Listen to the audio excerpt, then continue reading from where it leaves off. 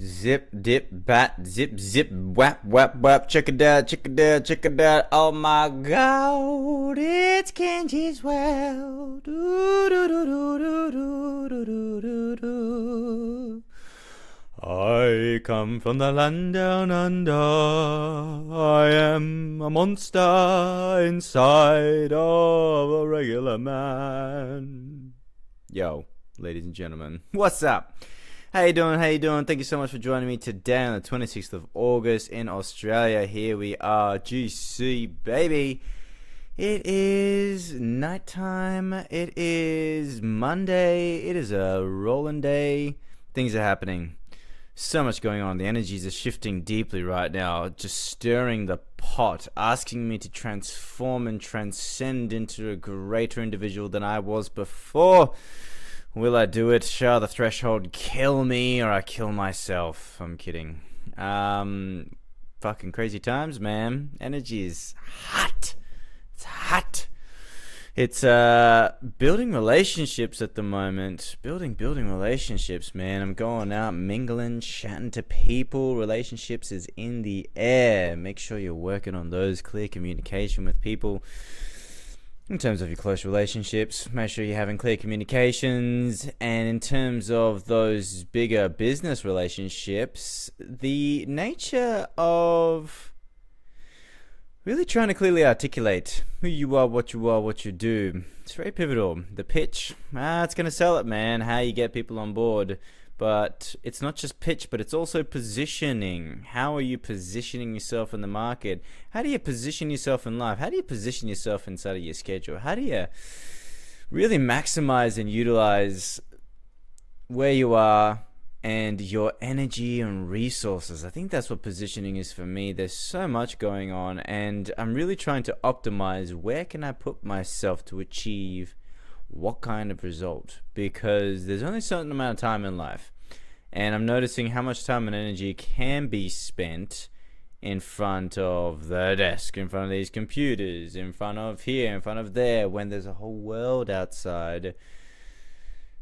Don't forget to smell the roses. Please step outside. Right now I can feel that the spring air is coming. It's so nice. Something about it is just so damn wonderful. So Kenji's World, going through a lot, going through his own personal transformation, and yeah, I'm being challenged on every front to be the man that I am destined to be. I can feel it.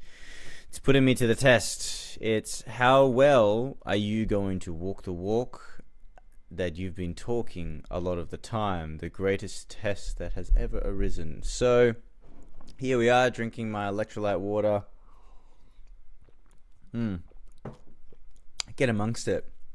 I was at the skate park the other day, and I was feeling dizzy. It was good because I can get stuck in my head with all these thoughts, all this commotion going on. But when I get to the skate park, my body is like, you need to be here or we are going to die.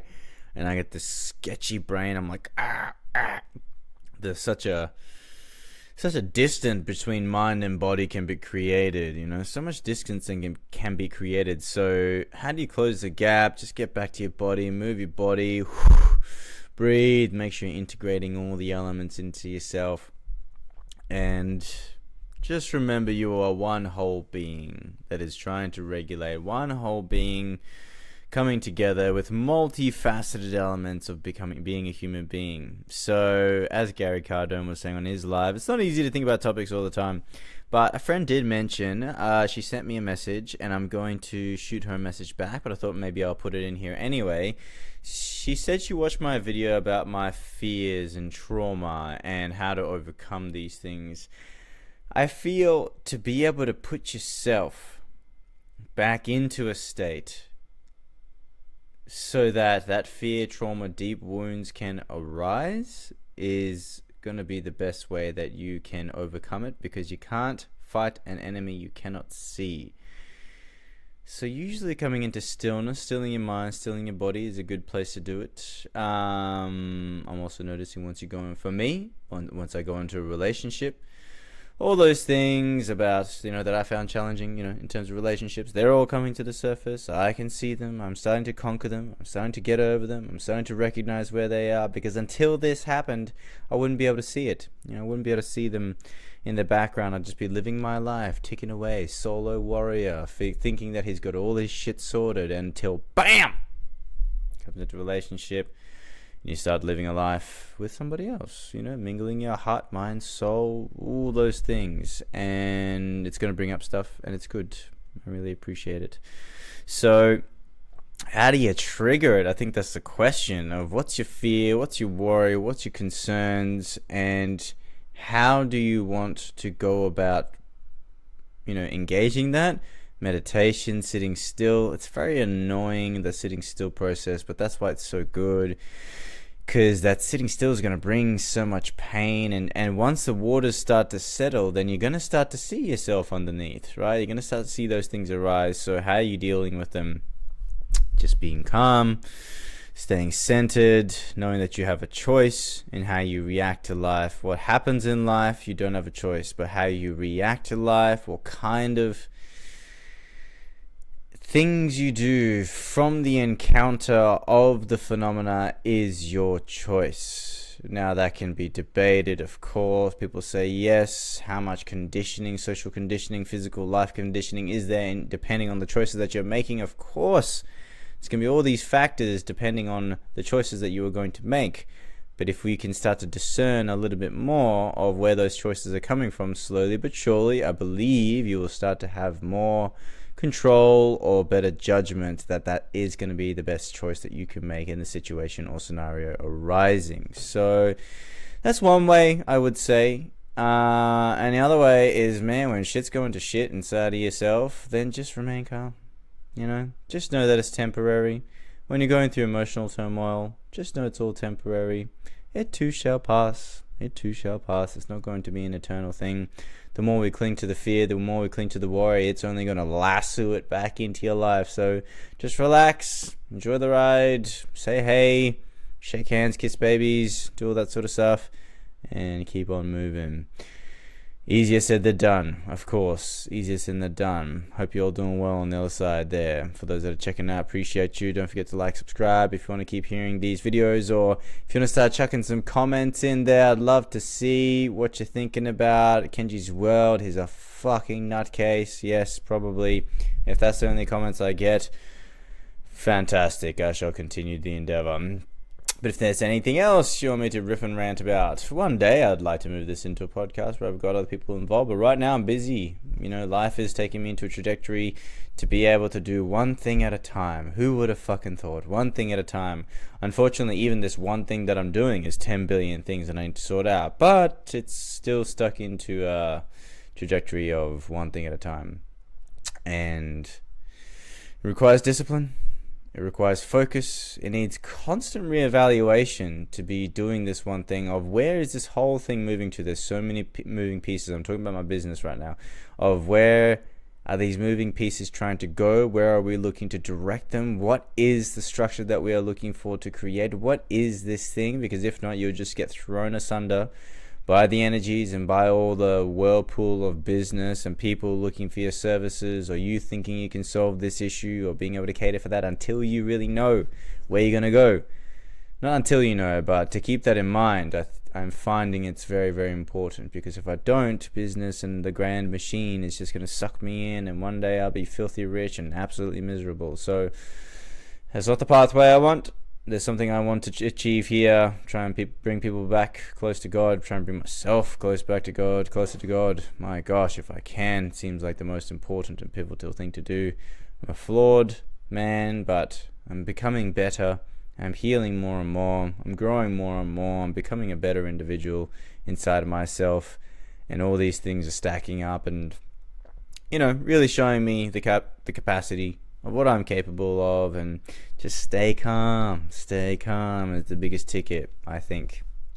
So in that is Kenji's World right now. I'm going to be going out to a Gold Coast Central Chamber event tomorrow, and then Wednesday morning I'm going to be hitting up this lady. She's hitting me up, apparently some sort of referral partner biz that she has. So that'd be interesting to check out. There's more.